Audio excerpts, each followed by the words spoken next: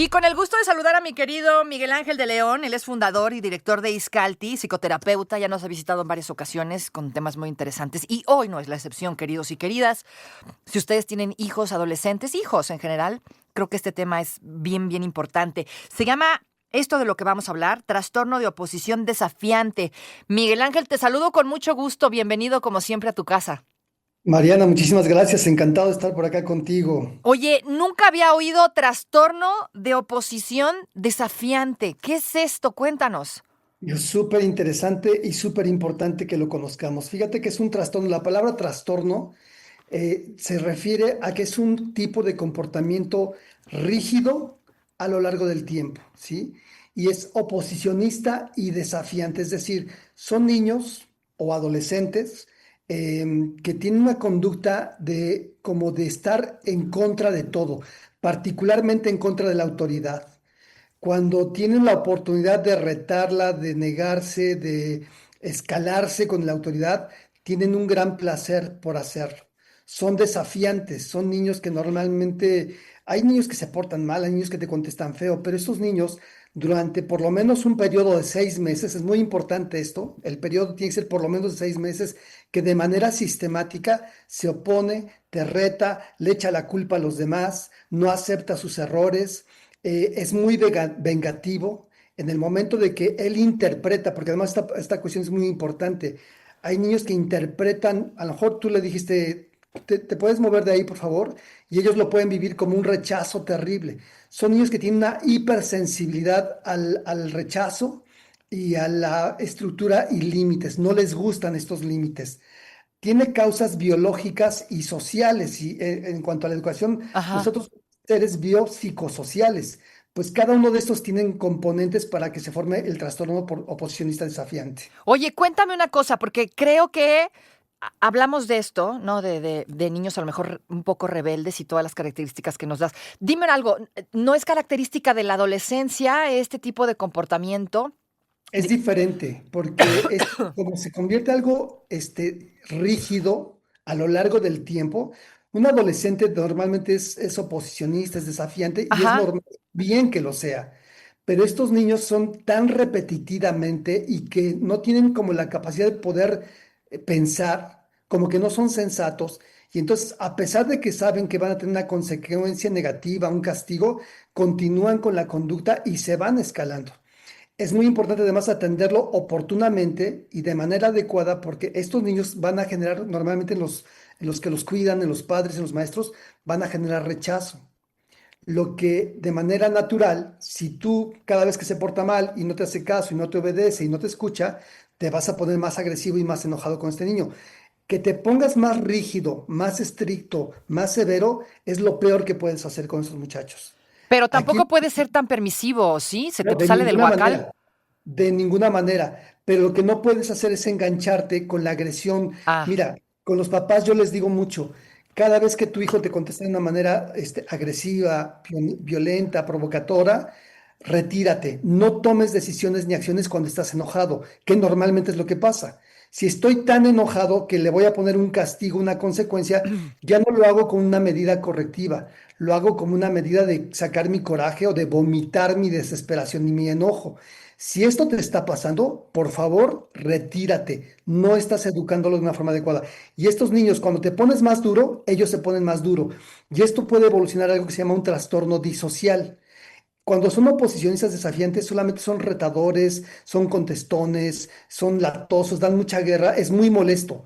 Pero si ellos evolucionan a un trastorno disocial, ya empiezan a mostrar crueldad, ya empiezan a mostrar cinismo, ya empiezan a tener como acciones como quererte robar, como quererte dañar.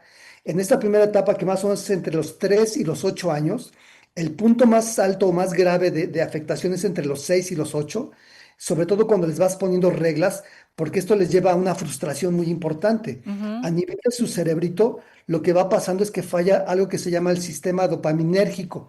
que es un sistema que normalmente te permite gozar de cosas Ajá. y a eso se les dificulta mucho, ¿no? Dime una cosa, regreso un poquito, ¿no? A la adolescencia, en donde a lo mejor ya manifiestas, pues, ya tu opinión, ¿no? Ya no estás de acuerdo con cosas, ya de pronto cuestionas. Esto es una cosa muy diferente a Total. esto otro que me estás platicando. Y no quiero ser mala onda porque de todo le echamos la culpa a los papás. ¿De dónde viene? ¿De dónde viene? Pero, Porque mucha gente podrá decir, es que lo estás educando y no lo estás educando no, bien, ¿no? Y pobres papás también cargan con todo esto. sí, ¿Naces con este trastorno? Porque me queda claro que es algo que viene de la mente. y ¿O qué onda? ¿En qué momento te das cuenta? puede haber las dos causas. O sea, si normalmente hay una predisposición neurológica a tener esta dificultad para poder tolerar la frustración, ¿sí? Ajá. Sin embargo, si en el ambiente hay gritos, hay golpes, hay maltrato, no hay un acompañamiento, esto se empeora muchísimo más. Incluso puede presentarse el trastorno oposicionista desafiante, aunque el niño no tenga ningún problema neurológico, pero si tú eres un padre demasiado rígido, hostil, agresivo, intolerante, puedes llevar a que el niño desarrolle esta conducta como una forma de venganza, porque además estoy hablando de niños pequeños. Cuando entran a la adolescencia es cuando ya se puede transformar en un trastorno disocial. Este trastorno se da entre los 3 y los 8 años, 10 años, pero después ya es un trastorno disocial y ya toma unas dimensiones mucho más severas y graves. Dime algo, ¿cómo hablas de este trastorno con tu hijo? Igual y ya notaste, ya estoy escuchando ahora y digo, híjole, mi hijo manifiesta esto y esto y esto. ¿Cómo se trata esto de padre a hijo? ¿Cómo te acercas? Mira, es muy difícil. Yo sugiero que la gente que detecte que su hijo tiene algo así, tiene que tener un acompañamiento, porque para los niños hay una dificultad para funcionar racionalmente, ¿sí? Hay una excitación, algo que le llamamos la amígdala, es una parte del cerebro que se conoce como el cerebro reptiliano, es el cerebro más primitivo que tenemos, y esta parte del cerebro te hace actuar como animalito, no razonas. El lóbulo frontal, que es lo que nos diferencia de los animales, Ujú. es la parte reflexiva, es la parte analítica. En ellos hay un bajo funcionamiento de su lóbulo frontal o parte reflexiva y hay una hiperactividad en su amígdala, lo que les hace ser muy reactivos. Algunos niños necesitan medicamento, no todos. Es muy importante ir con primero, un neurólogo es la Ajá. persona que puede atenderlos. En caso de que neurológicamente ya está bien manejado, bien atendido y no funciona, entonces quizá tengamos que acudir a un psiquiatra. No es porque esté más grave, ¿sí? Es diferente. Tenemos que ir entendiendo qué es lo que hace. El neurólogo es el especialista que atiende problemas que podemos detectar o medir en un electroencefalograma o cosas de este tipo. Si de pronto todo está bien neurológicamente, pero el comportamiento sigue, el psiquiatra es el especialista que trabaja las emociones con medicamentos. Algunos muchachos bien contenidos, con padres bien orientados, Ujú, acompañados, que se saben regular emocionalmente los padres, ujú. pueden tratar a un chavo con trastorno por ciento desafiante sin mayor requerimiento. Oye, dime algo, ¿se hereda? O sea, tipo, mi papá lo tiene, Sí, antes no sí, teníamos tanta sí. información, ahora Normalmente sí. se hereda y se asocia mucho con el trastorno por déficit de atención con hiperactividad o sin hiperactividad. En serio. Sí, se hereda, sí, por supuesto. O sea, te puedes dar cuenta de adulto de pronto que tú lo tienes. Así es. Todavía de adulto, no sé, a los cuarenta y tantos, ya tienes un chavo, ya tienes un... ¿Tiene remedio todavía? Sí, sí tiene remedio, aunque ya de adulto ya no es trastorno oposicionista desafiante. Eso es para la edad de niños. Ujú. Si tú como adulto continuaste con este problema, Ajá. ya puede llegar a ser algo tan grave como una sociopatía. Ok. Una Uf. sociopatía o psicopatía es cuando ya eres un delincuentazo. Entonces, es súper importante que a estos niños se les atienda pronto, se les atienda de una manera adecuada, porque si no puede evolucionar a un problema muy, muy severo. Platícame sobre el tratamiento. Ya hablaste sobre las características, porque es importante atenderlo a tiempo. Ya nos contaste que es hereda, ya nos contaste que es una falla del cerebro. ¿Cuál es el tratamiento adecuado para un chavo con este trastorno? Lo primero es ser un papá o una mamá regulado que ponga límites y que sepa tener estructura en su vida. Lo segundo, en los casos que requieren medicamento, que pueden ser varios, la vida le puede cambiar al niño y a los padres si usan el medicamento. Hay papás que le tienen mucho rechazo y mucho temor al medicamento porque piensan que se van a volver adictos, dependientes. Quiero decirles a esos papás que hay un alto índice de jóvenes que no fueron medicados oportunamente y que hoy están encontrando solución a sus problemas, entre comillas, en las marihuana, en la drogadicción, en el consumo de sustancias, en el alcohol. Es muy importante ser acompañados por un médico especialista, ya sea neurólogo o Ujú. psiquiatra, porque la vida le cambia a los niños. Se vuelven enfocados, se vuelven más regulados. Hoy entendemos muchísimo más de lo que funciona en nuestro cerebro. Y si el especialista, y subrayo, el especialista, no el maestro, no el papá, no la mamá, alguien que conoce lo que es la problemática del TOD, medica a este muchacho y lo va acompañando, incluso hay quien tiene temor que les haga daño a los riñones o Mm. al hígado, Ajá. esto es real, pero si tú vas acompañándolo con el cuidado pertinente, con el especialista adecuado, Ujú. muchachos suelen ser líderes, exitosos, brillantes. El punto es enseñarles a saber regular sus emociones y a saber identificar cuando la necesidad de dopamina Ujú. no tiene que venir necesariamente de una droga o del alcohol, porque eso es lo que pasa mucho con esos chiquitos, Ujú. que de pronto como su captura, la dopamina es una sustancia que nos hace sentirnos motivados, alegres, emocionados. Ellos tienen una baja producción o una baja capacidad de captar esto. Necesitan emociones mucho más intensas para sentirse en un mejor estado de ánimo. Por eso buscan situaciones de conflicto, de pelea, de rebeldía, de estar como todo el tiempo intensamente para poder sentir, ¿no? Escuchan la música durísimo por mucho tiempo, cosa que la gran mayoría no lo necesitan. Un medicamento puede ayudar a que esto se regule y verdaderamente les puede cambiar la vida a todo mundo en su entorno. ¿Qué le dices a estos papás que de pronto justo hay mucho tabú con esto de medicar niños? No, pero ¿por qué si es un niño? No lo necesita.